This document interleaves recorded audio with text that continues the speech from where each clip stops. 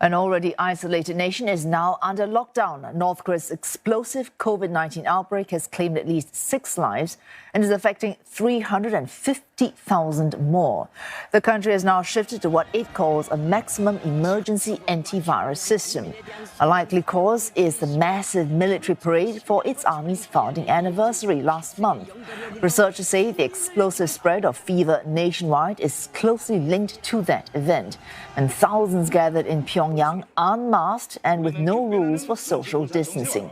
More than 20,000 had prepared in the capital for 2 months before the event, and testing was reportedly carried out only after participants had returned to their districts. Little is known about the state's COVID-19 response, even after leader Kim Jong-un declared the gravest state of emergency and met with his officials. He also visited an antivirus command center. South Korea is offering humanitarian aid to help Pyongyang with this outbreak. China and Russia also offering to help if the North should make any request. But even if foreign assistance makes its way into Pyongyang, there is still the question of whether or not Pyongyang is actually able to handle the outbreak on its own. Lim Yeon-sok with this report. For the second day in a row, the South Korean government offered to give North Korea humanitarian assistance to cope with the COVID-19 situation in North Korea. The spokesperson for President-elect Yoon Suk-yeol, who only took office on Wednesday this week, said in a statement on Friday that the president is willing to provide the North Korean people with COVID-19 vaccines and other medical supplies, and that South Korea remains ready to respond should Pyongyang ask for assistance. For now, however, there is no contact underway between the two Koreas.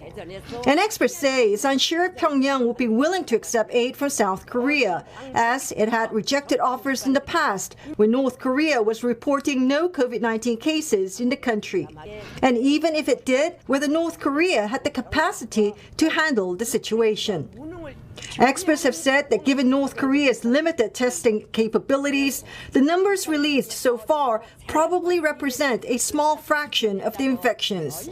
And it's one of the only 2 countries in the world without a COVID-19 vaccination campaign. 현실적으로는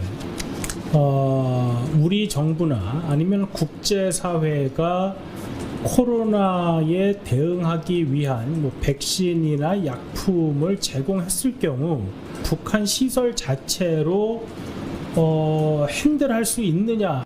Officials had said North Korea did not likely have the infrastructure to keep vaccines in cold storage.